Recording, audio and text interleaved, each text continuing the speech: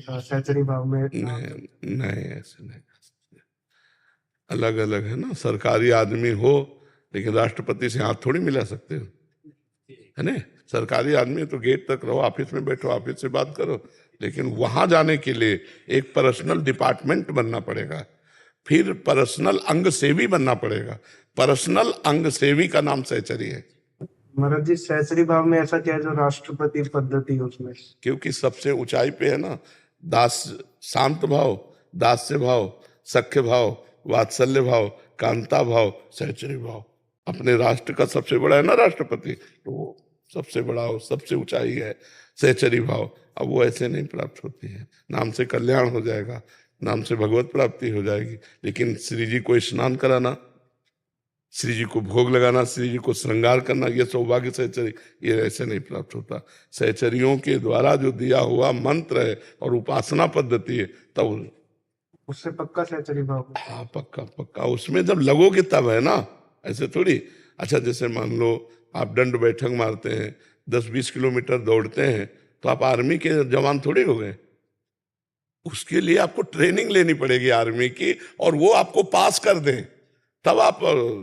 ये थोड़ी कि दंड बैठक मान के जवान हो गए, बोले आर्मी के जैसा दिखाई देता है तो आर्मी थोड़ी हो गए तुम, नहीं हो गए। कमांडो थोड़ी बन जाओगे तुम, उसकी ट्रेनिंग होती है। अब एक होमगार्ड की ट्रेनिंग है, भाई कमांडो की ट्रेनिंग है नहीं। तो अब कह दे कि हम तो सरकारी आदमी है, तो कमांडो जैसी कला थोड़ी आप में है। वो तो मिनट में पलक झपकते ही आदमी को गोली मार दे, और यहाँ संभालना पड़ेगा। अच्छा, अपने लोग जैसे हैं तो पूरे दिन भर लगे रहे तो कुछ नहीं कर पाए, क्योंकि पता ही नहीं, अभ्यास ही नहीं है।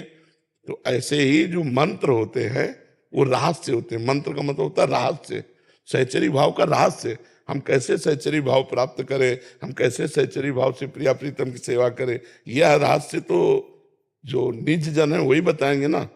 तो नाम का जप का फल होगा निज सहचरियों से संबंध, और सहचरियों की कृपा का फल होगा कि हम सहचरी भाव से प्रिया प्रीतम की सेवा में जाए। गुरुजी, में सहचरी में सुखी सुख है, सहचरी भाव में नहीं, सुख तो भगवान के नाम जप करने से शांत भाव में भी है, दास्य भाव में भी है, पूर्ण सुख सख्य भाव में भी है, पूर्ण सुख कांता भाव में भी है। अब दूध का खोया और उसी में चीनी मिला के ऐसे खा लो, और 500 रुपया 1000 रुपया किलो की बर्फी ले आओ, दूध की तो होगी, उसका स्वाद कई प्रकार के अलग अलग है। वही खोया गुझिया में भर के, अलग अलग स्वाद है नहीं। दूध वही है, परमात्मा वही है, परमात्मा 10-20 नहीं है, उसका अलग अलग स्वाद है। शांत भाव में अलग स्वाद है, दास्य भाव में अलग स्वाद है।